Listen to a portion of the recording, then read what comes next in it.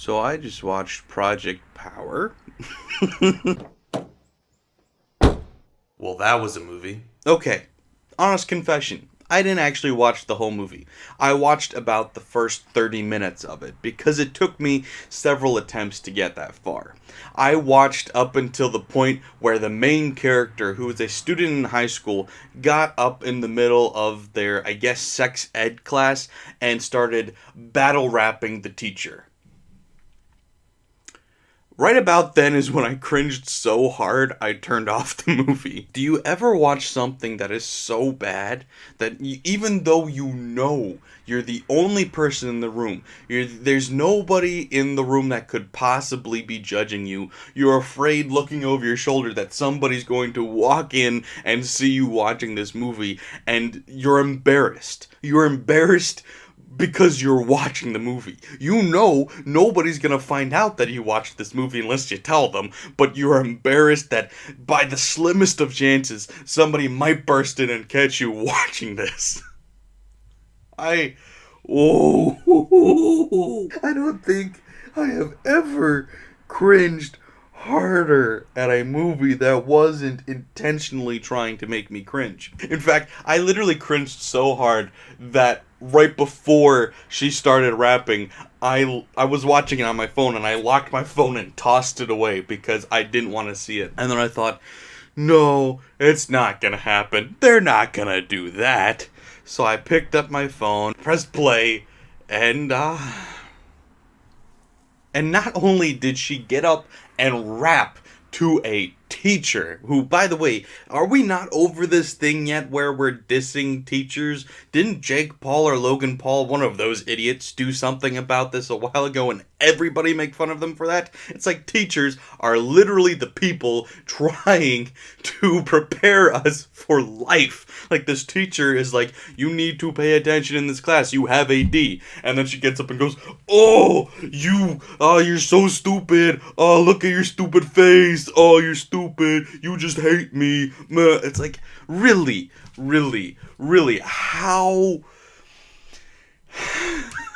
how immature, how stupid, how naive and ignorant can you be? That's the ultimate. Like, this character was trying so hard to be relatable that it became the furthest thing from relatable. And that's not just this scene, that's the whole first half hour, at least, of this movie.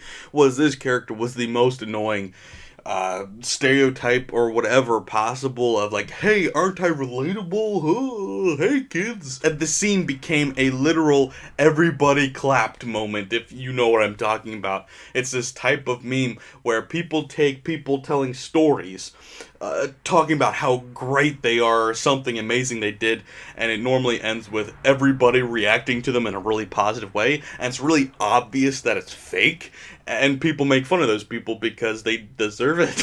So anyway, I turned off the movie, I walked away, and I thought about life, thought about the choices that I had made that had led me to this point, and reflected. And I thought, you know what, maybe there is a chance that this scene wasn't literal. This was a daydream scene. So I went ahead and I started the movie again, and lo and behold, it was a daydream scene. And I thought, okay, thank God that didn't actually happen. Then I kept watching for another 5 minutes, where an invisible man ran away from a cop on a completely ordinary bike that wasn't invisible in any way.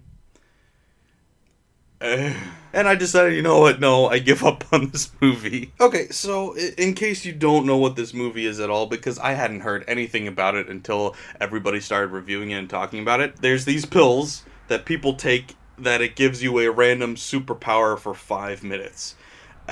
Interesting concept, has some sort of interesting idea to it. Plus, it's got Jamie Foxx and Joseph Gordon-Levitt, so, not like an all-star studded cast, but, a reasonable cast that you wouldn't be surprised if they both handed in a good performance. At the same time, you wouldn't also be surprised if they both sleptwalked through the whole performance, which is more of what we got, because I think like both of these actors kind of rise to the level of the movie, and there was nothing asking for them to be good in this movie, so they weren't. And I saw somebody somewhere say that this movie was essentially Limitless meets Bright, that Netflix Will Smith movie with fairies and stuff. I didn't see that, but I can see where they were getting that idea. It is essentially that Limitless idea where you just pop a pill and you can do whatever, plus then over-the-top weird Netflix special effects. And also, if you need to know anything else about the quality of this movie, the opening scene contains Machine Gun Kelly. He's also in a few more scenes, and he's acting. That's the acting in this movie. And we have a wonderful moment getting back to that whole invisible chase scene thing. So you've got this possible shootout happening where you've got this guy who's robbing the bank. He's invisible. We don't know that he's invisible yet, but we've got Joseph Gordon-Levitt showing up, and he's wearing jeans and a Saints jersey, like, I'm a cop at a shootout. Like, what the hell are you doing? And then, like I said, the invisible man is escaping on foot, and he's carrying the bags so you can see. Shut up. I'm trying to verbally process. He's running away with the bags, and you just see the bags and follow the bags. But instead of dropping the bags like a normal person, he gets on a bike because everybody can see the bike. And I don't care. Also, there's a fight scene between Jamie Foxx and Machine Gun Kelly, and Machine Gun Kelly has taken a pill that gives him fire powers, and then I guess the 5 minutes is about to end, and so he pops 2 or 3 more. And I guess they just increased the fire powers. But the thing is, like, the pills, they say they give you random superpowers. So I'm assuming it changes every time. But these 3 all didn't give him random superpowers. They all just increased that same superpower. Is it random just based on person to person? Because they didn't explain that. Or is it random across the board? I don't know. But apparently these extra pills didn't do anything. Oh yeah, and then also, so Joseph Gordon-Levitt is this cop. And he knows the rapping delinquent, and so he confiscates her pills because he wants to use the pills to fight the people with the pills. And he's warning them, saying, like, sometimes the pills just kill you. But I'm gonna pop one in before I go in to fight this invisible guy. I don't know what the pill is gonna do, but I guess I'll just run in. And he doesn't check to see what it does. We find out later that it made him invincible, so he gets shot in the head and he survives. But he didn't know that's what was gonna happen. Maybe he was going to become a water creature. We don't know. He didn't know. He just like, boop, okay, run in. Maybe it would have turned him into a pillar of salt and he would have just died right there. And I know somebody's gonna comment and be like, how can you judge this movie based on only the first half hour? Maybe it got better. I don't care. I don't want to find out. Don't make me watch it. In fact, I actually saw somebody on IMDb say that the first hour was the best part of the movie, or like the first part of the movie was the best part of the movie. I'm like, if that was the best part, Tenet is coming out in less than a month.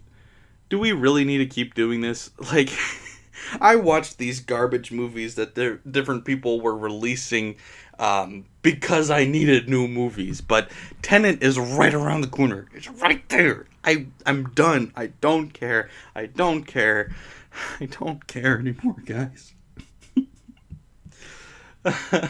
This movie.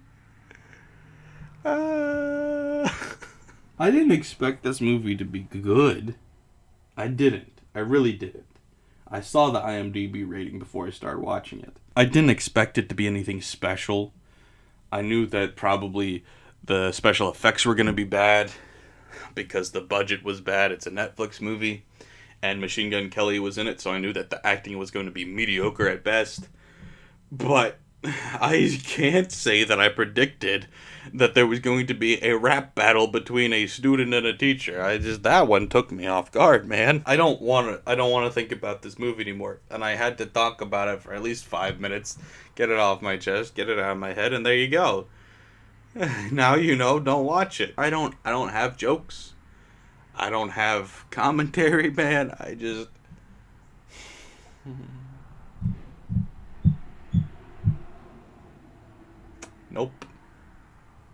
Nope.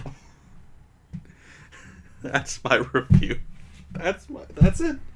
That is it, guys. I'm done. I don't want to do it anymore. I don't care. Oh my god. Oh my god.